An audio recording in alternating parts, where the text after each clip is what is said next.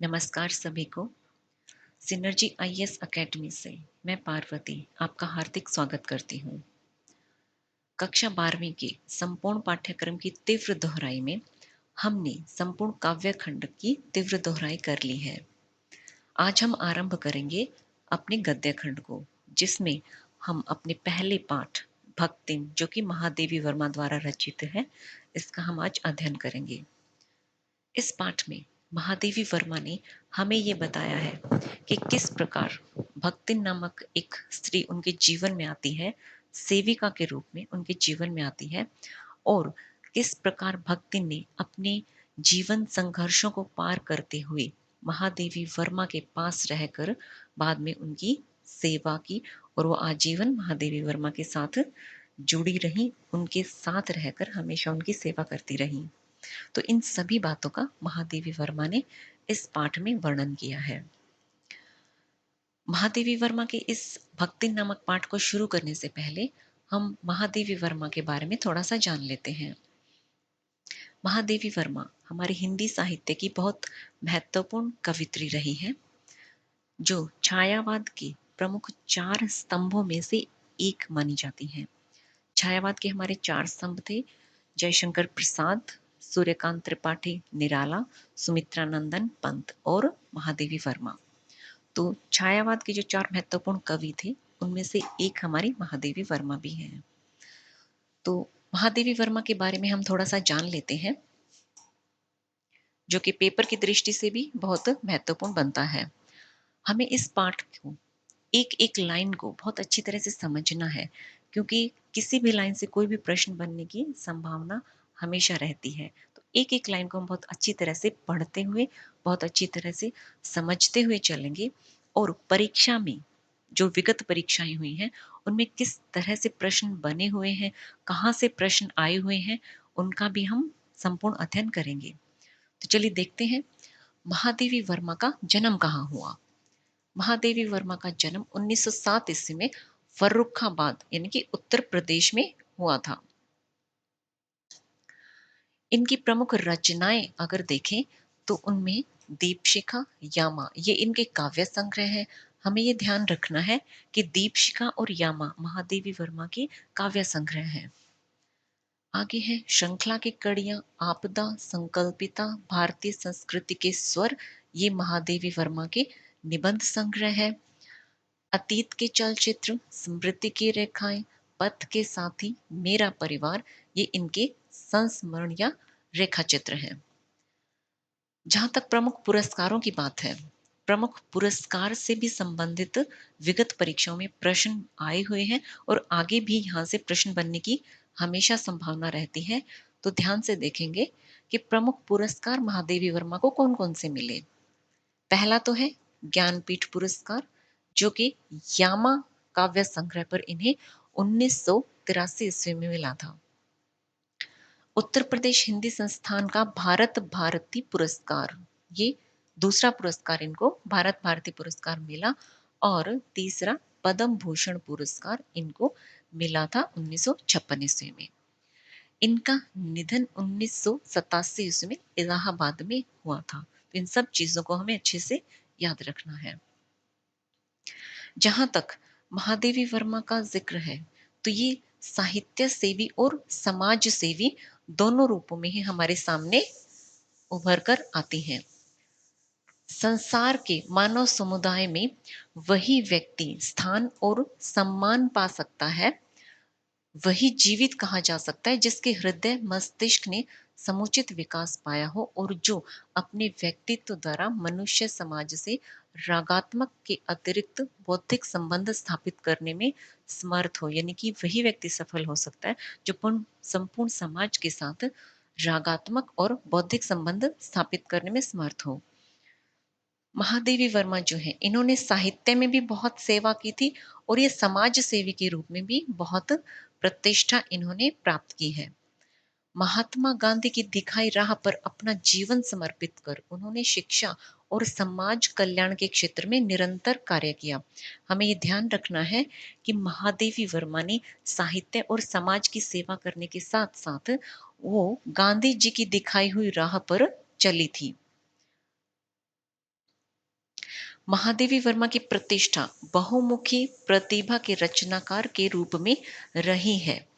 अगर कविता के क्षेत्र में देखा जाए तो वे छायावाद के 4 स्तंभों में से एक मानी जाती है। अन्य 3 स्तंभ हैं पंत, प्रसाद और निराला। तो ये हमें ध्यान रखना है कि महादेवी वर्मा जो है वो छायावाद के प्रमुख 4 स्तंभों में से मानी जाती है। इन 3 स्तंभ यानी कि सुमित्रा नंदन पंत, जयशंकर प्रसाद और सूर्यकांत त्रिपाठी निराला का नाम भी हमें ध्यान रखना है। और चौथी थी इनमें महादेवी वर्मा। अपने निबंधों और संस्मरणात्मक रेखा चित्रों के कारण एक अप्रतिम गद्यकार के रूप में उनकी चर्चा होती रही है। यानी कि महादेवी वर्मा ने कविता के क्षेत्र में तो बहुत कुछ लिखा ही था, साथ में ही उन्होंने निबंध और संस्मरणात्मक रेखा चित्रों के क्षेत्र में भी बहुत ख्याति हासिल की थी।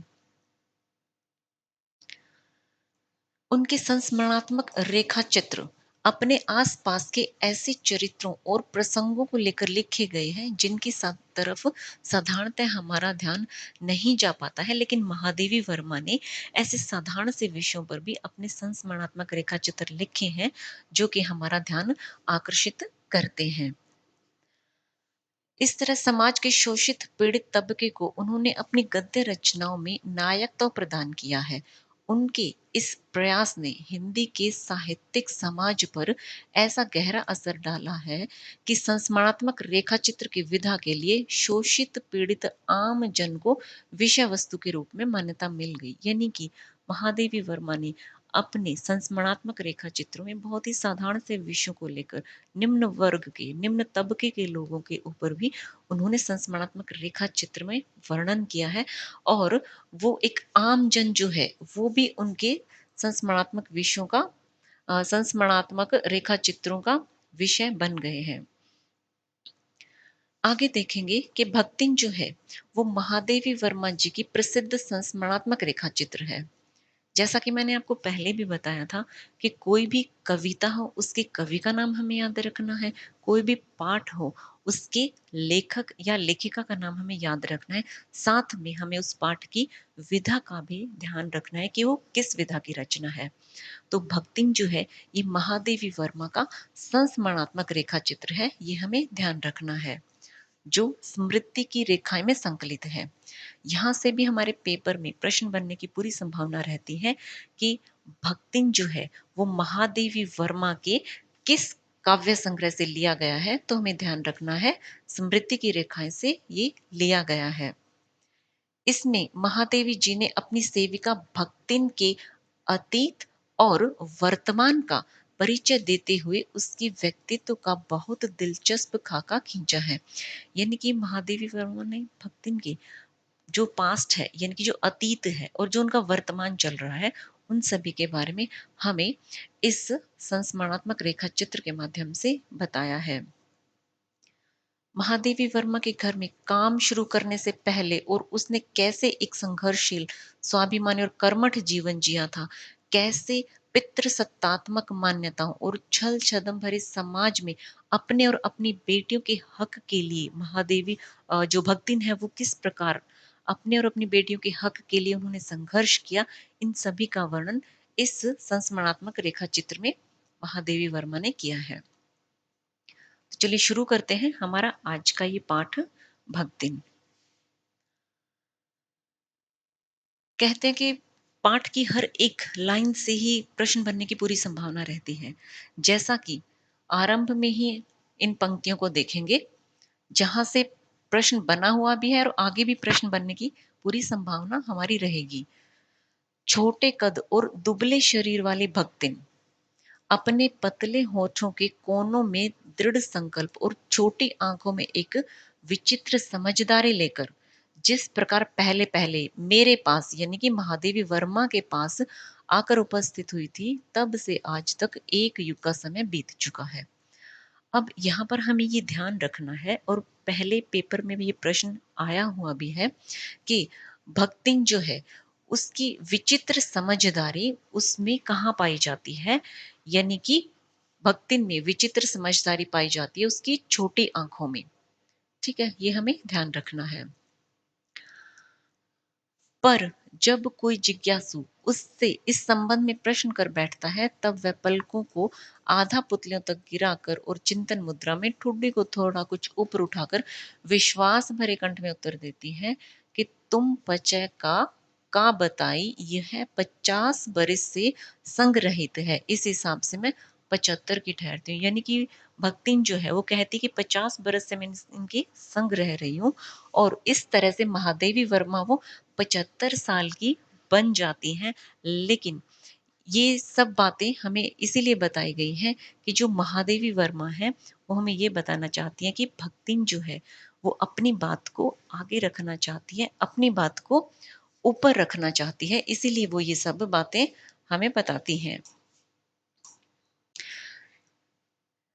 सेवक धर्म में हनुमान जी से स्पर्धा करने वाली भक्तिन। अब यहाँ पर विगत परीक्षाओं में प्रश्न पूछा गया है और आगे भी यहाँ से प्रश्न बनने की पूरी संभावना है।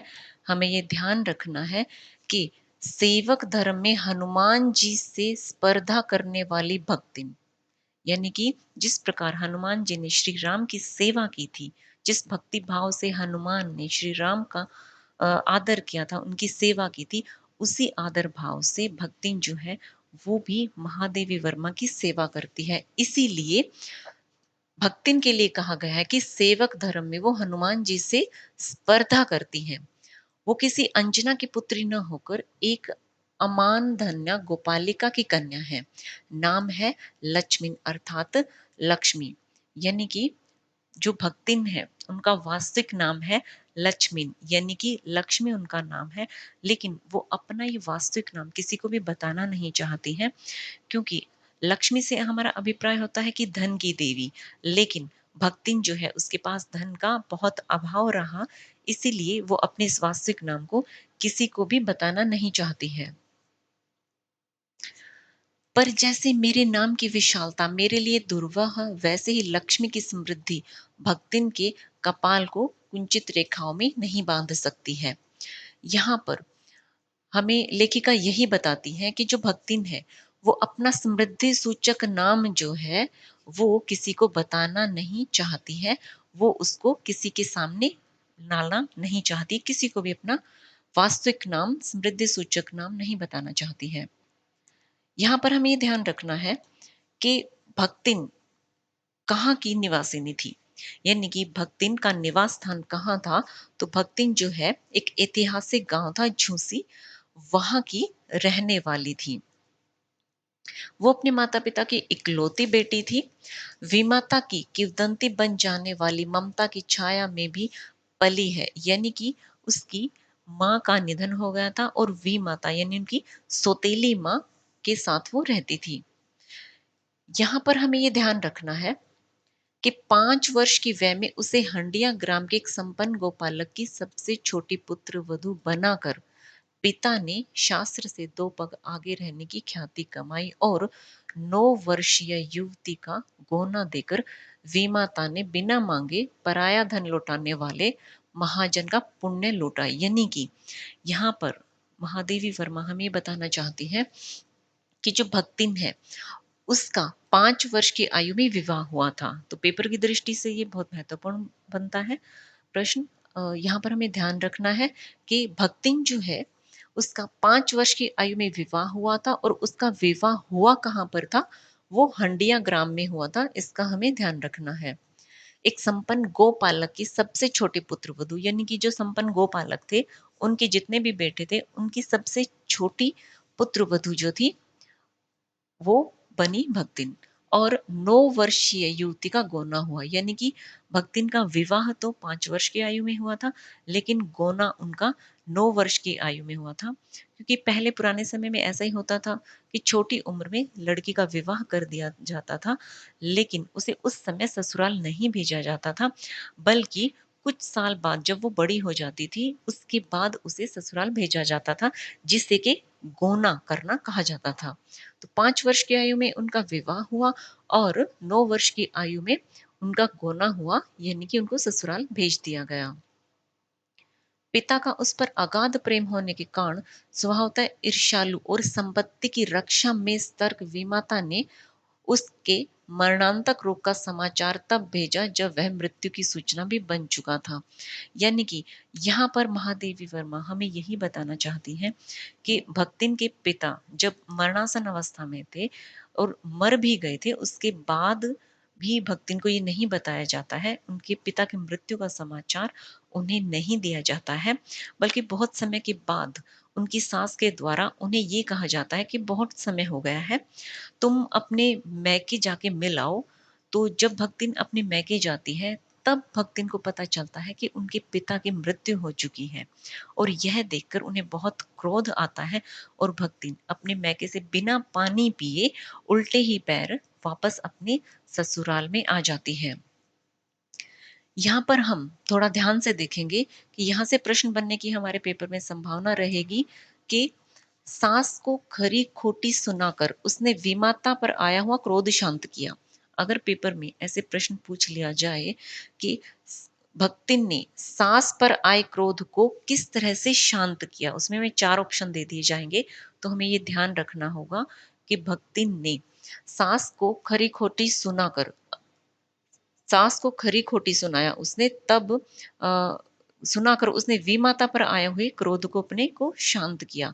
और दूसरा ये ध्यान रखना है कि पति के ऊपर गहने फेंक फेंक कर उसने पिता के चिर बिछोह की मरम व्यथा को व्यक्त किया। यानी कि सास को खरी खोटी सुनाकर तो उसने विमाता जो थी उनकी, उस पर आए हुए क्रोध को शांत किया और पति के ऊपर गहने फेंक फेंक कर उसने पिता जो थे उनके उनके चिर बिछोह की जो मर्म व्यथा थी उसको उन्होंने व्यक्त किया। तो ये तो था महादेवी वर्मा के जीवन का प्रथम परिच्छेद। एक ये बात हमें ध्यान रखनी होगी इस पाठ में कि इस पाठ में भक्तिन के जीवन के 4 परिच्छेद का वर्णन किया गया है। तो ये था भक्तिन के जीवन का पहला परिच्छेद, जिसमें उनके जन्म से लेकर और उनके पिता की मृत्यु तक का वर्णन किया गया है। आगे देखेंगे कि जीवन के दूसरे परिच्छेद में, यहाँ से ये तो था भक्तिन के जीवन का पहला परिच्छेद और यहाँ से भक्तिन के जीवन का दूसरा परिच्छेद आरंभ होता है। जीवन के दूसरे परिच्छेद में सुख की अपेक्षा दुख ही अधिक है। जब उसने गेहुए रंग की बिटिया जैसे मुख वाली पहली कन्या के 2 संस्करण और कर दिए। यानी कि जो भक्तिन है उनके 3 लड़कियां जब हो गई, तब सास और जिठानियों ने होंठ बिचकाकर उपेक्षा प्रकट की। पुराने समय में यह देखा जाता था कि लड़की होने पर कोई खुशी नहीं मनाई जाती थी और जिनके लड़के होते थे उन बहुओं को बहुत ज्यादा इज्जत दी जाती थी। तो भक्तिन की जैसा कि 3 लड़कियां थी, तो उनकी जिठानियों के लड़के थे, इसीलिए भक्तिन की उपेक्षा की जाती थी। उचित भी था, क्योंकि सास 3-3 कमाऊ वीरों की विधात्री बनकर मचिया के ऊपर विराजमान पुरखिन के पद पर अभिषिक्त हो चुकी थी और दोनों जेठानियां काकभूषुंडी जैसे काले लालों की क्रमबद्ध सृष्टि करके इस पद के लिए उम्मीदवार थी। छोटी बहू को के लीक छोड़कर चलने के कारण उसे दंड मिलना आवश्यक हो गया था। यानी कि यहाँ पर यह बताया जा रहा है कि जो भक्तिन थी उसकी 3 लड़कियां थी और उसकी जिठानियों के काले कलूटे काकभूषुंडी जैसे लड़के थे और जो भक्तिन की सास थी उनके 3 बेटे थे। तो इस प्रकार जेठानियों और सास को तो बेटे थे, लेकिन भक्तिन जो थी उसको 3 लड़कियां हो गई थी, 3 बेटियां हो गई थी, इसीलिए उसकी वहां पर उपेक्षा की जाती थी। जेठानियां बैठकर लोक चर्चा करती, काले कलूटे उनके जो लड़के थे वो धूल उड़ाते रहते थे और जो भक्तिन है वह बहुत सारा घर का सारा काम करती थी और उनकी जो लड़कियां हैं वो सारा घर का काम करती थी। वो गोबर उठाती थी, उनकी लड़कियां गोबर उठाती, कंडे पाथती और जिठानियां जो है वो अपने भात पर सफेद राब रखकर गाढ़ा दूध डालती और अपने लड़कों को ओटते हुए दूध पर से मलाई उतार कर खिलाती। यहाँ पर हमें ये बताया गया है कि किस प्रकार भक्तिन और उसकी जेठानियों के साथ भेदभाव किया जाता था। भक्तिन की जो लड़कियां थी और जेठानियों के जो लड़के थे उनमें कैसे भेदभाव किया जाता था। जेठानियों के जो काले कलूटे लड़के थे, वो तो धूल उड़ाते हुए घूमते थे और भक्तिन जो थी, वो मट्ठा फेरती, कूटती, पीसती, रांधती, सारे घर का काम करती, उसकी नन्ही लड़कियाँ गोबर उठाती, कंडे पाथती और जो उनकी जेठानी के लड़के थे, उनको तो ओटते हुए दूध के ऊपर से आई हुई मलाई पिलाई जाती थी, लेकिन जो भक्तिन की लड़कियाँ थीं, उन्हें भक्तिन को तो गुड़ की डली के साथ कठौती में मट्ठा मिलता था और उसकी जो लड़कियां थी वो चने बाजरे की घुघरी चबाती थी। तो यहाँ पर हमें ये ध्यान रखना है कि भक्तिन को घर में क्या दिया जाता था, जेठानियों को घर में खाने को क्या मिलता था, भक्तिन की लड़कियां क्या काम करती थी, उन्हें खाने को क्या मिलता था और भक्तिन की जो जेठानियों के लड़के थे उन्हें खाने को क्या कुछ दिया जाता था। तो ये पूरा पैराग्राफ हमें बहुत अच्छी तरह से याद रखना है। यहाँ से प्रश्न बनने की पूरी संभावना है। इस दंड विधान के भीतर कोई ऐसी धारा नहीं थी जिसके अनुसार खोटे सिक्कों की टकसाल जैसी पत्नी से पति को विरक्त किया जा सकता था। यानी कि भक्तिन जो है वो बहुत ही ज्यादा स्वभाव से अच्छी थी, घर का पूरा काम करती थी और भक्तिन का जो पति है वो उससे बहुत प्रेम करता था, उस पर कभी भी हाथ नहीं उठाता था। जबकि जो जेठानियां हैं वो अपने पतियों के द्वारा बहुत पिटाई की जाती थी, उनकी उनके जेठानियों के जो पति हैं वो उनकी पिटाई करते थे, परंतु भक्तिन का पति उनसे बहुत प्यार करता था, उस पर कभी भी हाथ नहीं उठाता था। यहाँ पर आगे लेखिका हमें बताती है कि धूमधाम से बड़ी लड़की का विवाह करने के उपरांत पति ने घरौंदे से खेलती हुई दो कन्याओं और कच्ची गृहस्थी का भार 29 वर्ष की पत्नी पर छोड़कर संसार से विदा ली। यानी कि भक्तिन के जो पति हैं उन्होंने अपनी बड़ी लड़की का तो विवाह धूमधाम से कर दिया, लेकिन किसी कारणवश उसके पश्चात वो दो कन्याओं को अविवाहित छोड़कर ही वो मृत्यु का ग्रास बन गए थे। और हमें यहाँ पर ये ध्यान रखना है कि जब भक्तिन के पति की जब मृत्यु हुई तब वह कितने वर्ष की थी, तब वह 29 वर्ष की थी। भक्तिन की आयु उस वक्त 29 वर्ष थी। जब वह मरा तब उसकी अवस्था 36 वर्ष से कुछ अधिक रही होगी। यहाँ पर यह भी हमें ध्यान रखना है कि जब भक्तिन के पति की मृत्यु हुई तब वह 36 वर्ष की आयु से थोड़ा सा अधिक थे। यानी कि जब पति की मृत्यु हुई तब भक्तिन 29 वर्ष की थी और उसकी जो पति थी वो 36 वर्ष से थोड़े से अधिक थे। ये हमें ध्यान रखना है। भक्तिन के हरे भरे खेत, मोटी ताजी गाय भैंस, फलों से लदे पेड़ देखकर जेठ जेठोत्तों के मुंह में पानी भराना स्वाभाविक ही था। यहाँ पर लेखिका हमें बताती है कि जब भक्तिन के पति की मृत्यु हो जाती है तो उनकी जेठ जेठानी है और जो परिवार वाले हैं वो उसकी धन संपत्ति, उसकी जमीन जायदाद, उसकी भैंस, उसकी खेती सब पर नजर रखते हैं। वो उसे हड़प लेना चाहते हैं, लूट लेना चाहते हैं, लेकिन भक्तिन जो है वो ऐसा कुछ भी नहीं होने देना चाहती है। वो चाहते हैं कि उनकी पूरी संपत्ति उनके अधिकार में हो जाए, लेकिन भक्तिन अपने दम पर अपनी पूरी गृहस्थी चलाती है। वो अपनी जमीन जायदाद में से किसी को कुछ भी नहीं देती है। भक्तिन ने ससुर, अज्ञा ससुर और जाने कै पीढ़ी के ससुर गणों की उपार्जित जगह जमीन में से सुई की नोक के बराबर भी किसी को देने में कोई भी उदारता नहीं दिखाई और इसके अतिरिक्त गुरु से कान फुकवा, कंठी बांध और पति के नाम पर घी से चिकने केशों को समर्पित कर अपने कभी न टलने की घोषणा कर दी।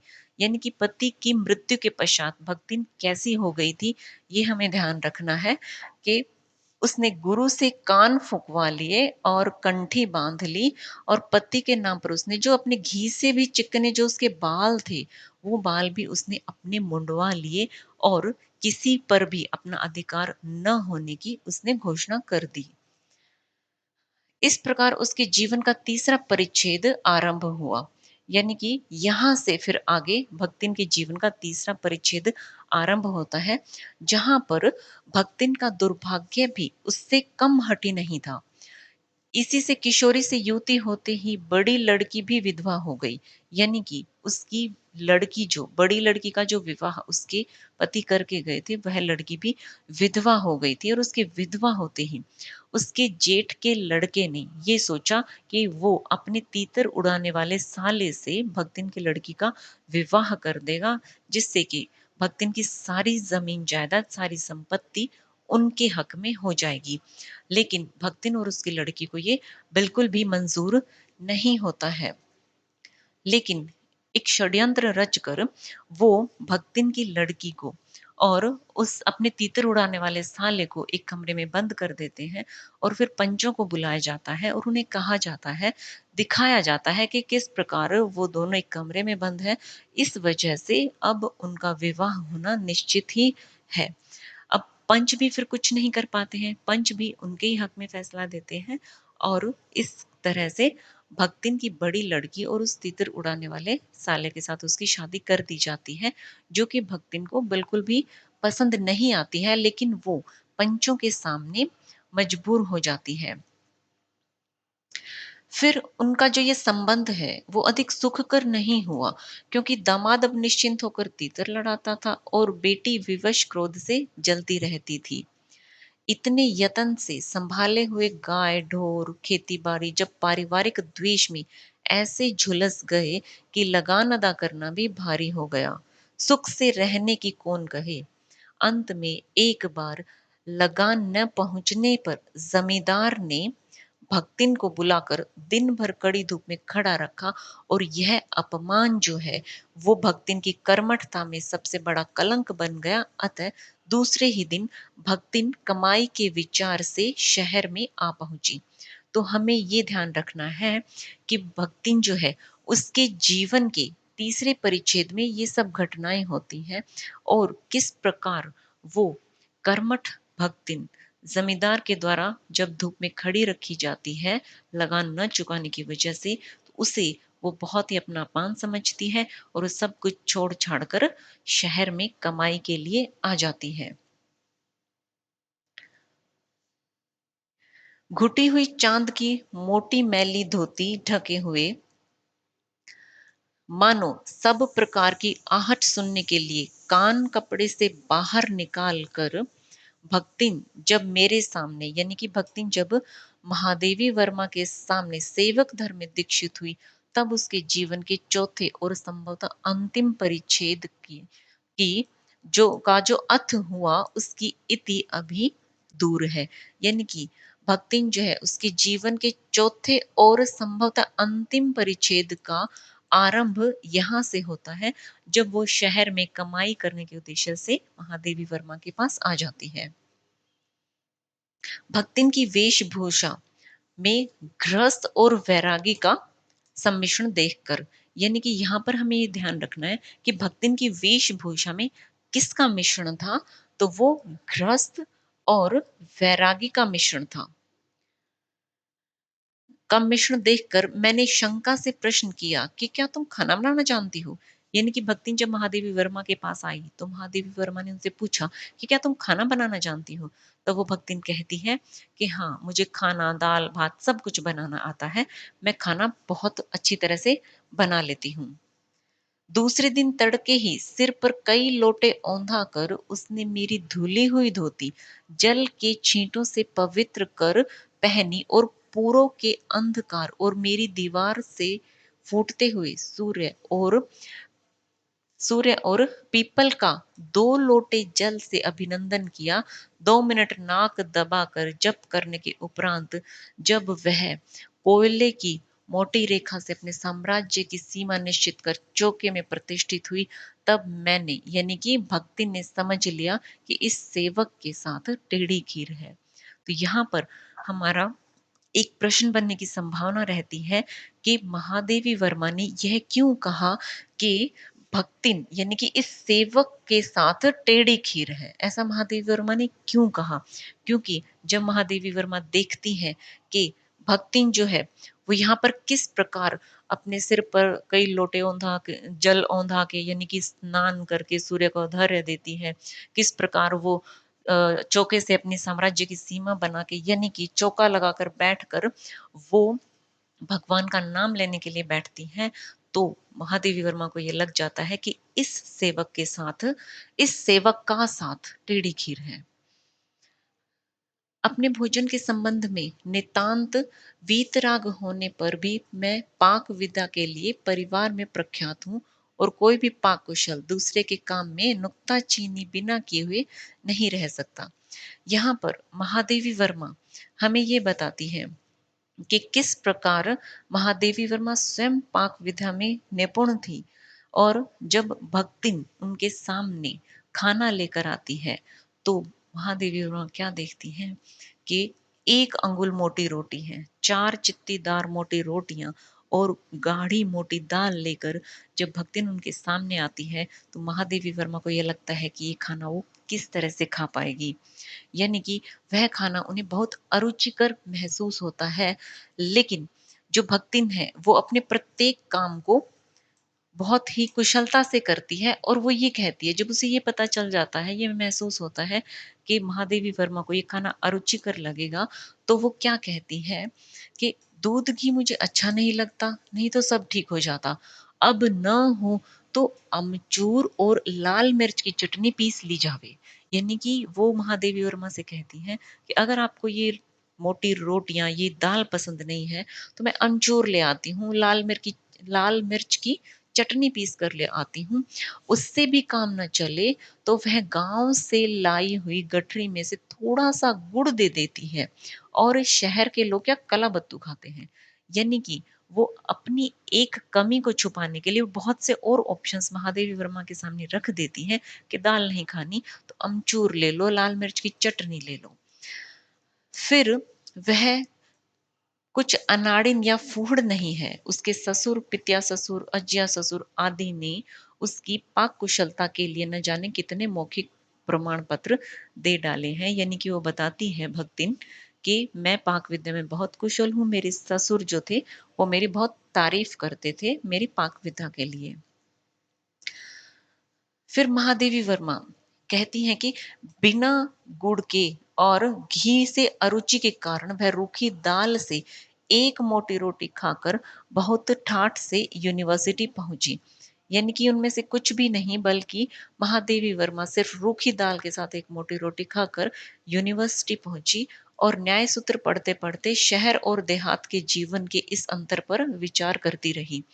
यहाँ पर हमें ये ध्यान रखना है कि भक्तिन के द्वारा दी गई मोटी रोटी खाने के बाद महादेवी वर्मा कहाँ पहुंचती हैं, तो वो यूनिवर्सिटी पहुंचती हैं।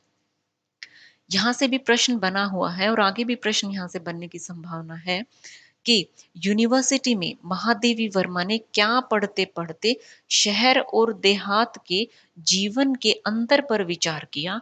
तो हमें ध्यान रखना है कि वहां पर उन्होंने न्याय सूत्र को पढ़ते पढ़ते शहर और देहात के जीवन के अंतर पर विचार किया था।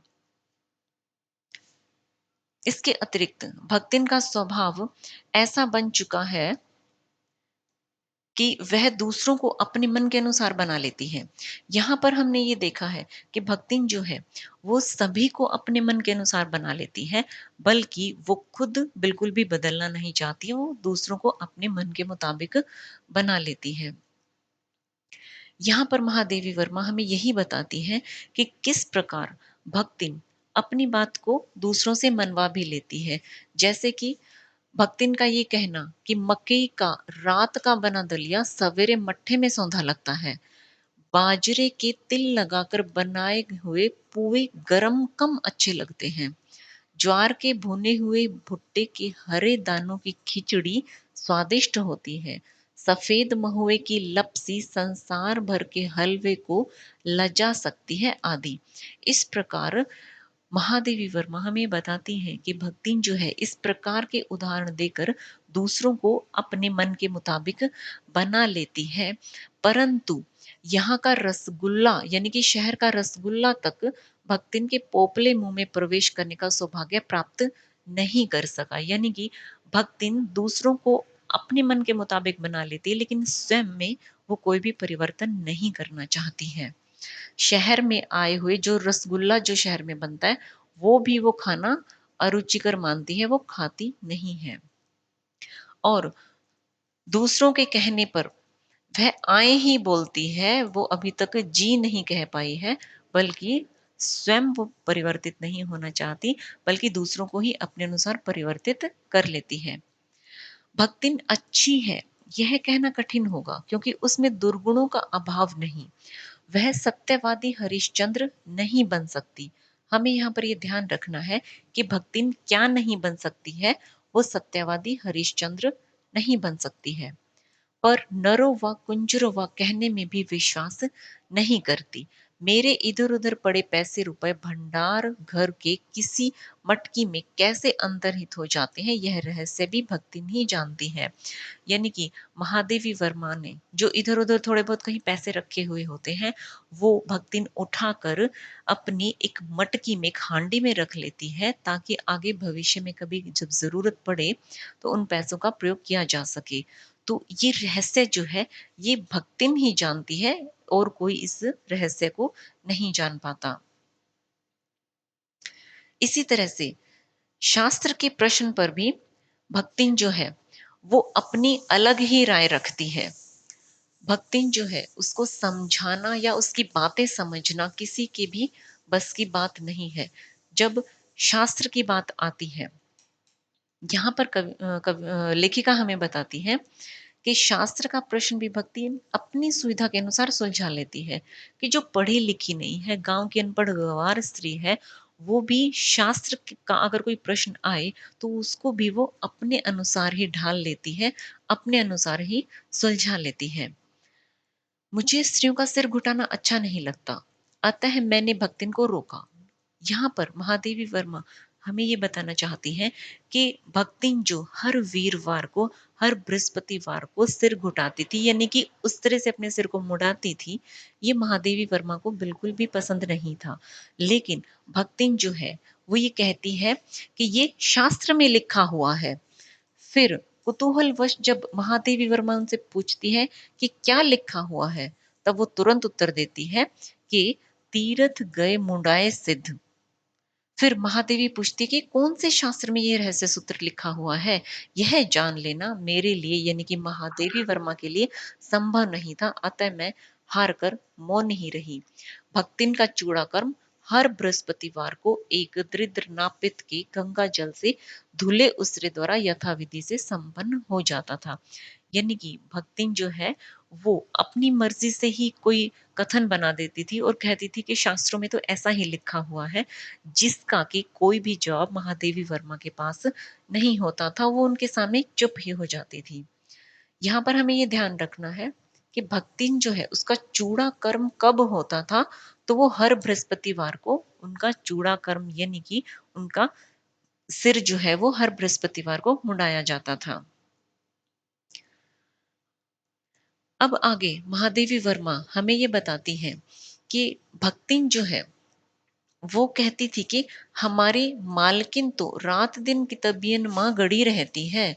अब हमहू पढ़े लागब तो घर गिरस्ती कौन देखी सुनी। यानी कि जब महादेवी वर्मा एक बार कहती है कि उनके आसपास, उनके घर में जो भी सदस्य रहते हैं, वो अभी अंगूठा नहीं टेकेंगे, बल्कि अपने हस्ताक्षर करेंगे। इस वजह से वो सबको पढ़ाने के लिए कहती है। तो भक्तिन तर्क देती है कि मेरी मालकिन जो है, वो तो सारा दिन किताबें ही पढ़ती रहती हैं। अब मैं भी अगर किताबें पढ़ने लग गई तो घर गृहस्थी का काम कौन संभालेगा। ऐसा सुनकर महादेवी वर्मा उनसे ज्यादा बहस ना करके उन्हें ना पढ़ने की अनुमति दे देती है। और वो जो भक्तिन है, वो जो बाकी के और लोग पढ़ रहे होते हैं, वो उनको देखती है कि वो सही तरह से पढ़ रहे हैं या नहीं पढ़ रहे हैं। इसी से बिना पढ़े ही वह पढ़ने वालों की गुरु बन बैठी। वह अपने तर्क ही नहीं, तर्कहीनता के लिए भी प्रमाण खोज लेने में पटु है। यानी कि वो अपने तर्क और तर्कहीनता दोनों के लिए ही भक्तिन जो है, वो हमेशा प्रमाण अपने साथ ही रखती है। जब एक बार मैं उत्तर पुस्तकों और चित्रों को लेकर व्यस्त थी, तब भक्तिन सबसे कहती घूमी, ओ बिचारी, ओ तो रात दिन काम मां झुकी रहती है। और तुम पचक घूमती फिरती हो, चलो तनिक हाथ बटाए लो। यानी कि भक्तिन जो है, जब महादेवी वर्मा को सारा दिन किताबों में ही व्यस्त देखती है, तो वो उनके घर में काम करने वालों से कहती कि वो तो बेचारी सारा दिन पढ़ती रहती है और तुम ऐसे ही घूमते रहते हो, कि चलो उसके पढ़ने में थोड़ी उसकी सहायता करो, उसका हाथ बटाओ। लेकिन भक्तिन बेचारी नादान थी, वो ये क्या जानती थी कि पढ़ने लिखने के काम में किसी की सहायता नहीं की जा सकती, हाथ नहीं बटाया जा सकता। लेकिन इससे वो महादेवी वर्मा के प्रति अपने श्रद्धा भाव का प्रदर्शन करती हैं।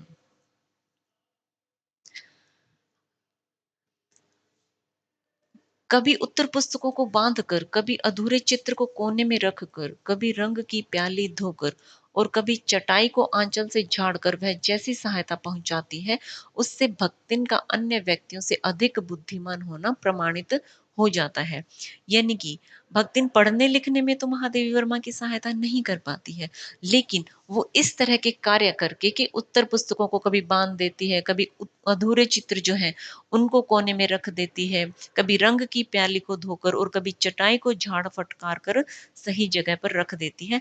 इस तरह के काम करके वो महादेवी वर्मा की सहायता करती हैं और अन्य व्यक्तियों से बुद्धिमान होना भी प्रमाणित करती हैं। तो यहाँ पर एक प्रश्न यहाँ से भी बनने की हमारी संभावना है। प्रश्न में पूछा जा सकता है कि भक्तिंग जो है वो अन्य व्यक्तियों से अधिक बुद्धिमान होना किस प्रकार प्रमाणित करती है, किस प्रकार साबित करती है। तो हमें इन सब बातों का ध्यान रखना है, इनका अपने शब्दों में वर्णन कर देना है। वह जानती है कि जब दूसरे मेरा हाथ बटाने की कल्पना तक नहीं कर सकते, तब वह सहायता की इच्छा को क्रियात्मक रूप देती है। इसी से मेरी किसी पुस्तक के प्रकाशित होने पर उसके मुख पर प्रसन्नता की आभा वैसे ही उद्भासित होती है, जैसे स्विच दबाने पर बल्ब में छिपा आलोक। यानी कि भक्तिन जो है वो महादेवी वर्मा की किसी भी पुस्तक के प्रकाशित होने पर बहुत ज्यादा खुश हो जाती है, बहुत ज्यादा प्रसन्न हो जाती है। दिन भर के कार्यभार से छुट्टी पाकर जब मैं कोई लेख समाप्त करती या कोई लेख समाप्त करने या भाव को छंदबद्ध करने बैठती, तब छात्रावास की रोशनी बुझ चुकती है। मेरी मेरी हिरनी सोना। यहाँ पर हमें ध्यान रखना है कि महादेवी वर्मा जो है वो पशु पक्षियों को पालने में बहुत प्रसिद्ध रही हैं। इस संस्मरणात्मक रेखा चित्र में भी महादेवी वर्मा के कुछ जो पशु पक्षी थे उनका यहाँ पर वर्णन किया गया है। तो हमें ध्यान रखना है, महादेवी वर्मा की हिरनी जो थी उसका नाम था सोना। हिरनी सोना तख्त के पैताने फर्श पर बैठकर पागुर करना बंद कर देती है। कुत्ता था जिसका नाम था बसंत। कुत्ता बसंत छोटी मच्छिया पर पंजों में मुख रखकर आंखें मूंद लेता है। और बिल्ली गोधूली, बिल्ली का नाम गोधूली था, बिल्ली गोधूली मेरे तकिए पर सिकुड़कर सो रहती है। यहाँ पर पिछली जो परीक्षाएं हुई थी उनमें भी प्रश्न आया हुआ है और आगे की परीक्षाओं में भी यहाँ से प्रश्न बनने की पूरी संभावना रहती है। हमें ये तीन चीजें ध्यान रखनी है कि इस संस्मरणात्मक रेखा चित्र में महादेवी वर्मा के तीन छोटे इन पशुओं का वर्णन किया गया है, जिसमें हिरनी जो है उसका नाम है सोना, कुत्ता जो है उसका नाम है बसंत और बिल्ली जो है उसका नाम है गोधूली। और एग्जामिनर इस तरह से भी प्रश्न पूछ सकता है कि महादेवी वर्मा के तख्त के पैताने फर्श कर बैठकर पागुर करना बंद कौन कर देता है। तो हमें ध्यान रखना है कि वो हिरनी सोना है। या फिर यूं प्रश्न पूछा जा सकता है कि छोटी मच्छिया पर पंजों में मुख रखकर आंखें मूंद कौन लेता है, आंखें कौन मूंद लेता है।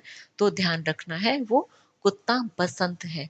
या फिर जैसा कि पिछली परीक्षाओं में ये प्रश्न पूछा गया था कि महादेवी वर्मा के तकिए पर सिकुड़ कर कौन सो जाती है, तो हमें ध्यान रखना है बिल्ली गोधूली सो जाती है। इन चीजों को हमें अच्छे से याद रखना है।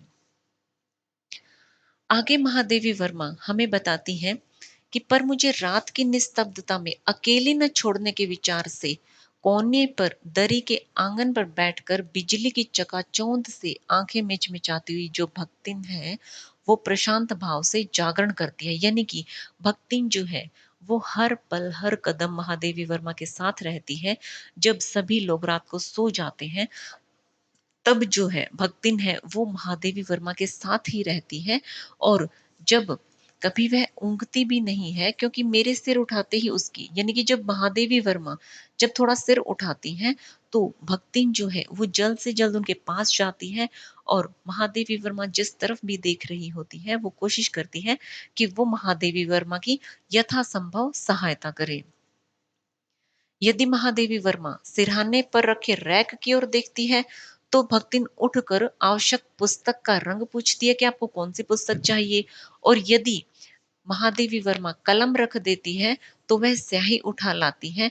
और यदि महादेवी वर्मा कागज जो है वो एक और सरका देती है, तो वह दूसरी फाइल को टटोलती है। यानी कि महादेवी वर्मा के हर एक इशारे को भी वो बहुत अच्छी तरह से जानती थी। मेरे भ्रमण की भी एकांत साथिन भक्तिन ही रही है। यानी कि भक्तिन जो है वो महादेवी वर्मा के जो बद्री, केदार इत्यादि की जो यात्राएं होती थी, उनमें भी वो भक्तिन जो है महादेवी वर्मा से हमेशा आगे ही रहती थी, हमेशा उनके साथ रहती थी। और जब देश में युद्ध की स्थिति आई थी, तब देश की सीमा में युद्ध को देश की सीमा में बढ़ते देखकर जब लोग आतंकित हो उठे, तब भक्तिन की जो बेटी और दामाद है और उसके जो नाती हैं, वो उसको लेने के लिए आए कि आप अब हमारे साथ चलो। लेकिन भक्तिन जो है वो उनको मना कर देती है कि वो महादेवी वर्मा को छोड़कर कहीं पर भी नहीं जाएगी, महादेवी वर्मा के साथ ही रहेगी। जब गत वर्ष युद्ध के भूत ने वीरता के स्थान पर पलायन वृत्ति जगा दी थी, तब भक्तिन जो है वो पहली ही बार सेवक की विनित मुद्रा के साथ मुझसे गांव चलने का अनुरोध करती है। और वो कहती है कि अब तो युद्ध की स्थिति छिड़ने वाली है, अब आप मेरे साथ गांव चलो। लेकिन महादेवी वर्मा जो कहती है वो वहां पर नहीं जा सकती है। लेकिन भक्तिन जो है वो उन्हें तरह तरह से उन्हें प्रलोभन देती है कि लकड़ी रखने के मचान पर वह नई धोती बिछाकर महादेवी वर्मा के कपड़े रख देगी, दीवार में कील गाड़ कर उन पर तख्ते रखकर उनकी किताबें रख देगी, धान के पुआल का गोदरा बनाकर और उस पर अपना कंबल बिछाकर वह महादेवी वर्मा के सोने का प्रबंध कर देगी और उनकी रंग और स्याही की जो दवात है उन्हें विभिन्न प्रकार की हांडियों में रख देगी। यानी कि तरह तरह से वो महादेवी वर्मा को प्रभावित करना चाहती है कि वो अब इस युद्ध की स्थिति में उनके साथ गाँव चले। लेकिन महादेवी वर्मा नहीं जा पाती हैं, वो उन्हें मना कर देती हैं। मेरे पास वहां जाकर रहने के लिए रुपया नहीं है। जब महादेवी वर्मा ये कहती हैं, तब भक्तिन उन्हें बताती हैं कि उनके पास बहुत सारा पैसा रखा है। जो महादेवी वर्मा इधर उधर पैसा रख देती थी, उस पैसे को इकट्ठा करके, उस पैसे को जोड़कर महादेवी भक्तिन जो है उसने बहुत सारा पैसा इकट्ठा कर रखा है और उसके दम पे वो जा सकते हैं। भक्तिन ने उसके पास 5 बीसी और 5 रुपया गड़ा हुआ है, ये बात महादेवी वर्मा को बताई। और इससे महादेवी वर्मा बहुत चकित भी हुई कि इतना पैसा धीरे धीरे करके उसने इकट्ठा कर लिया है। भक्तिन और मेरे बीच में सेवक स्वामी का संबंध है, यह कहना कठिन है, क्योंकि ऐसा कोई स्वामी नहीं हो सकता जो इच्छा होने पर भी सेवक को अपनी सेवा से हटा ना सके। और ऐसा कोई सेवक भी नहीं सुना गया जो स्वामी के चले जाने का आदेश पाकर भी अवज्ञा से हंस दे। यानी कि भक्तिन और महादेवी वर्मा का जो सेवक सेवक का भाव है, यह बहुत ही निराला है, बहुत ही दुर्लभ है। महादेवी वर्मा के जो परिचित थे और जो साहित्यिक बंधु थे, उनके साथ भी भक्तिन परिचित हो चुकी थी। और जो व्यक्ति महादेवी वर्मा को जितना सम्मान देता था, भक्तिन भी उसे उतना ही सम्मान देती थी। यानी कि महादेवी वर्मा के सभी साहित्यिक और सभी परिचित व्यक्तियों को, सभी साहित्यिक बंधुओं और सभी परिचितों को भक्तिन अच्छी प्रकार से जानने लग गई थी। भक्तिन के संस्कार ऐसे हैं कि वह कारागार से वैसे ही डरती है जैसे यमलोक से। तो हमें यहाँ पर ये ध्यान रखना है कि भक्तिन जो है वो कारागार से किस प्रकार डरती है, वो ऐसे डरती है जैसे कि वो यमलोक से डरती है, उतना ही वो कारागार यानी कि जेल से भी डरती है। ऊंची दीवार देखते ही वह आंख मूंद कर बेहोश हो जाना चाहती है। उसकी यह कमजोरी इतनी प्रसिद्धि पा चुकी है कि लोग मेरे जेल जाने की संभावना बता बताकर उसे चिढ़ाते रहते हैं। यानी कि भक्तिन को जेल जाने से बहुत डर लगता है। ऊँची-ऊँची दीवारों को देखकर उसके मन में बहुत ही डर, बहुत ही भय पैदा होता है। ऐसी यात्रा में किसी को किसी के साथ जाने का अधिकार नहीं। यह आश्वासन भक्तिन के लिए कोई मूल्य नहीं रखता है। वह मेरे न जाने की कल्पना से इतनी प्रसन्न नहीं होती है जितनी अपने साथ न जा सकने की संभावना से अपमानित। यानी कि जब उसको भक्तिन को ये बताया जाता है कि महादेवी वर्मा शायद जेल जा सकती हैं, तो भक्तिन भी उनके साथ जेल जाना चाहती है, लेकिन भक्तिन ये नहीं जानती है कि ऐसे हर किसी को किसी के साथ जेल जाने की अनुमति नहीं होती है। भला ऐसा अंधेर हो सकता है जहां मालिक वह नौकर, मालिक को ले जाकर बंद कर देने में इतना अन्याय नहीं, पर नौकर को अकेले मुक्त छोड़ देने में पहाड़ के बराबर अन्याय है। ऐसा अन्याय होने पर भक्तिन को बड़े लाट तक लड़ना पड़ेगा। यहाँ पर हमें ध्यान रखना है कि भक्तिन को बड़े लाट तक क्यों लड़ना पड़ेगा, क्योंकि भक्तिन जो है वो अगर महादेवी वर्मा को कारावास में डाला जाता है तो वो स्वयं भी कारावास में यानी कि जेल में जाने के लिए तत्पर है। वो भी उनके साथ जेल में ही जाना चाहती है। ऐसा नहीं होना चाहिए कि सेवक तो बाहर खुला रह जाए और जो स्वामी है वो जेल में डाल दिया जाए। अगर ऐसी परिस्थिति हो तो भक्तिन जो है उसको बड़े लाट तक लड़ना पड़ेगा।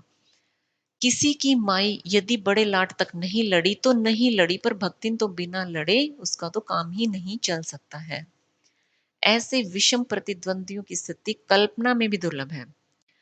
आगे ये बताया जा रहा है कि मैं प्राय महादेवी वर्मा कहती है कि मैं प्राय सोचती हूँ कि जब ऐसा बुलावा आ पहुंचेगा, यानी कि जब मृत्यु का बुलावा पहुंचेगा, जब मरणासन अवस्था में हम होंगे, जिसमें न धोती साफ करने का अवकाश रहेगा, न सामान बांधने का, न भक्तिन को रुकने का अधिकार होगा, न मुझे रोकने का, तब चिर विदा के अंतिम क्षणों में यह देहातिन वृद्धा क्या करेगी और मैं क्या करूंगी।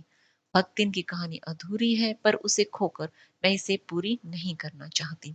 यानी कि महादेवी वर्मा ये कहती है कि भक्तिन जो है हर पल, हर घड़ी, हर समय उनके साथ रहना चाहती है, लेकिन महादेवी वर्मा अंत में कल्पना करती हैं कि जब अंतिम समय आएगा तब ना तो मैं किसी को रोक पाऊंगी, ना मैं किसी को अपने साथ ले जा पाऊंगी, ना ही भक्ति मेरे साथ जा पाएगी। ऐसी परिस्थिति में क्या होगा? तो ये था हमारा आज का पाठ भक्ति जो कि महादेवी वर्मा द्वारा रचित है।